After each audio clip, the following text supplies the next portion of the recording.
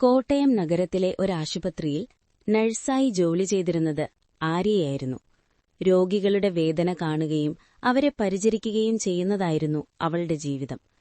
അവൾക്ക് സ്വന്തം സന്തോഷങ്ങളെക്കുറിച്ച് ചിന്തിക്കാൻ പോലും സമയമുണ്ടായിരുന്നില്ല. ഒരു ദിവസം ഒരപകടത്തിൽ പരിക്കേറ്റ് ഒരു യുവാവ് ആശുപത്രിയിലെത്തി. അവന്റെ പേര് രോഹിത്. അപകടത്തിന്റെ ആഘാതത്തിൽ അവന് ചില ഓർമ്മകൾ നഷ്ടപ്പെട്ടു. തന്റെ കഴിഞ്ഞ ജീവിതം, കുടുംബം എല്ലാം അവന് മറന്നു. ആര്യ അവന്റെ ചികിത്സയ്ക്ക് നിയോഗിക്കപ്പെട്ടു. "നിന്റെ പേരെന്താണ്?" ആര്യ ചോദിച്ചു. അവൻ നിശബ്ദമായി നിന്നു. "എനിക്ക് അറിയില്ല." ആ വാക്കുകൾ ആര്യയുടെ ഹൃദയം തൊട്ടു. അടുത്ത ദിവസങ്ങളിൽ ആര്യ അവനെ പരിചരിക്കാൻ തുടങ്ങി. അവന് ഭക്ഷണം കൊടുക്കുക, മരുന്ന് നൽകുക, അവനോടൊപ്പം സമയം ചെലവഴിക്കുക. പതിയെ അവർ തമ്മിലൊരു ബന്ധം വളർന്നു. "നിനക്ക് എന്തെങ്കിലും ഓർമ്മ വരാറുണ്ടോ?" ആര്യ ചോദിച്ചു. രോഹിത് ചിരിച്ചു. "ഇപ്പോൾ എനിക്ക് ഓർമ്മയുള്ളത് നീ മാത്രം." ആ മറുപടി അവളെ ആശ്ചര്യപ്പെടുത്തി. ദിവസങ്ങൾ കടന്നു. രോഹിത് പതിയെ സുഖം പ്രാപിച്ചു. എന്നാൽ അവന്റെ ഓർമ്മകൾ തിരികെ വന്നില്ല. അവൻ ആര്യയോടൊപ്പം കൂടുതൽ സമയം ചെലവഴിക്കാൻ തുടങ്ങി. അവളുടെ ചിരി, അവളുടെ പരിചരണം ഇതെല്ലാം അവന്റെ ജീവിതത്തിന്റെ ഭാഗമായിരുന്നു. ഒരു ദിവസം അവൻ പറഞ്ഞു, "ഞാൻ ആരാണെന്നറിയില്ല, പക്ഷേ ഞാൻ നിന്നെ സ്നേഹിക്കുന്നു." ആര്യയുടെ ഹൃദയം തകർന്നും നിറഞ്ഞും പോയി. "നിനക്ക് ഓർമ്മ തിരികെ വന്നാൽ?" "എന്തായാലും ഈ അനുഭവം ഞാൻ മറക്കില്ല," അവൻ പറഞ്ഞു. കാലം കടന്നു. ഒരു ദിവസം ഡോക്ടർമാർ പറഞ്ഞു, രോഹിത്തിന്റെ ഓർമ്മകൾ തിരികെ വരാൻ സാധ്യതയുണ്ട്. ആര്യ ഭയപ്പെട്ടു. അവസാനം ആ ദിവസം വന്നു. രോഹിത്തിന്റെ ഓർമ്മകൾ തിരികെ വന്നു. അവൻ തന്റെ പഴയ ജീവിതം എല്ലാം ഓർത്തെടുത്തു. ആര്യ അവന്റെ മുന്നിൽ നിന്നു. "നിനക്കെല്ലാം ഓർമ്മ വന്നോ?" അവൻ കുറച്ചു നിമിഷം നിശബ്ദമായി നിന്നു. പിന്നീടവൻ ചിരിച്ചു. "അതെ, പക്ഷേ ഞാൻ ഒരു കാര്യം മറക്കാൻ ആഗ്രഹിക്കുന്നില്ല."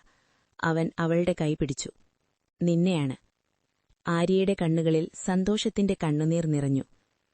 "എന്റെ പഴയ ജീവിതം എനിക്ക് ഓർമ്മയുണ്ട്, പക്ഷേ എന്റെ ഹൃദയം പുതിയൊരു ജീവിതം തിരഞ്ഞെടുത്തു, നിനക്കൊപ്പം," അവൻ പറഞ്ഞു. ആ നിമിഷം ആര്യയ്ക്ക് മനസ്സിലായി, സത്യമായ പ്രണയം ഓർമ്മകളിലല്ല, ഹൃദയത്തിലാണ്. അവരുടെ പ്രണയം മറവിയുടെ പിന്നിൽ ആരംഭിച്ചു, പക്ഷേ അത് ജീവിതകാലം മുഴുവൻ നിലനിന്നു. ആലപ്പുഴയിലെ ഒരു ശാന്തമായ കാലുവഴിയുടെ അരികൾ ഒരു പഴയ വീട്ടിൽ താമസിച്ചിരുന്നത് നന്ദനയായിരുന്നു. അവൾക്ക് സംഗീതം ജീവിതമായിരുന്നു. ബാല്യത്തിൽ തന്നെ അവൾ പാടും. സ്വപ്നം കണ്ടത് ഒരു ഗായികയായി മാറുക എന്നായിരുന്നു. പക്ഷെ ജീവിതം എല്ലായ്പ്പോഴും സ്വപ്നങ്ങൾക്ക് അനുകൂലമല്ല. കുടുംബ പ്രശ്നങ്ങളും ഉത്തരവാദിത്വങ്ങളും കാരണം അവൾ തന്റെ പാട്ട് നിർത്തേണ്ടി വന്നു. ഇപ്പോൾ അവളുടെ ദിവസങ്ങൾ നിശബ്ദമായിരുന്നു. പാട്ടുകൾ അവളുടെ ഹൃദയത്തിൽ മാത്രമായി. ഒരു ദിവസം അവരുടെ വീട്ടിനടുത്തുള്ള കാലുവരിയിൽ ഒരു യുവാവ് പതിവായി ഇരുന്ന് ഗിറ്റാർ വായിക്കാൻ തുടങ്ങി. അവന്റെ പേര് ആദിത്യ, ഒരു മ്യൂസിഷ്യൻ, ജീവിതം മുഴുവൻ സംഗീതത്തിനായി സമർപ്പിച്ച ഒരാൾ. ആദ്യ ദിവസം നന്ദന അകത്തുനിന്ന് കേട്ടു. ഗിറ്റാറിന്റെ ശബ്ദം അവളുടെ മനസ്സിൽ പഴയ ഓർമ്മകൾ ഉണർത്തി. അവൾ പുറത്തേക്ക് നോക്കി. ആദിത്യ കണ്ണുകളടച്ച് സംഗീതത്തിൽ മുഴുകിയിരുന്നു. അടുത്ത ദിവസം അവൾ അവന്റെ അടുത്തേക്ക് നടന്നു. "നീ ദിവസവും ഇവിടെ വരാറുണ്ടോ?" ആദിത്യ ചിരിച്ചു. "സംഗീതം എവിടെയുണ്ടോ ഞാനവിടെ." ആ മറുപടി അവളുടെ ഹൃദയത്തിൽ പതിഞ്ഞു. പതിയെ അവർ തമ്മിൽ സംസാരിക്കാൻ തുടങ്ങി. സംഗീതം, സ്വപ്നങ്ങൾ, നഷ്ടപ്പെട്ട അവസരങ്ങൾ എല്ലാം അവർ പങ്കുവച്ചു. നന്ദന തന്റെ കഥ പറഞ്ഞു. "ഞാനിനി പാടുന്നില്ല." ആദിത്യ അവളെ നോക്കി. "പാട്ട് നിർത്തിയത് നീയല്ല, പേടിയാണ്." ആ വാക്കുകൾ അവളെ തൊട്ടു. ഒരു ദിവസം ആദിത്യ അവളോട് പറഞ്ഞു, "ഒരു പാട്ട് പാടിക്കാണിക്കൂ."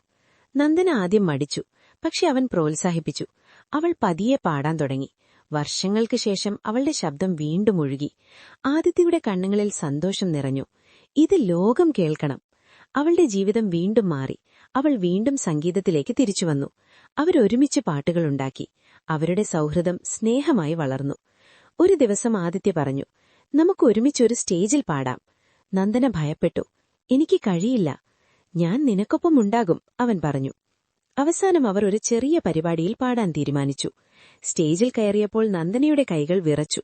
പക്ഷെ അവൾ ആദിത്യയെ നോക്കി. അവൻ ചിരിച്ചു. അവൾ പാടാൻ തുടങ്ങി. ആ നിമിഷം അവളുടെ ജീവിതം വീണ്ടും പിറന്നു. പ്രേക്ഷകർ കൈയടിച്ചു. നന്ദനയുടെ കണ്ണുകളിൽ സന്തോഷത്തിന്റെ കണ്ണുനീർ നിറഞ്ഞു. പിന്നീട് അവൾ ആദിത്യയോട് പറഞ്ഞു, "നീ എന്റെ ജീവിതത്തിലേക്ക് വന്നില്ലെങ്കിൽ ഞാൻ വീണ്ടും പാടുമായിരുന്നില്ല."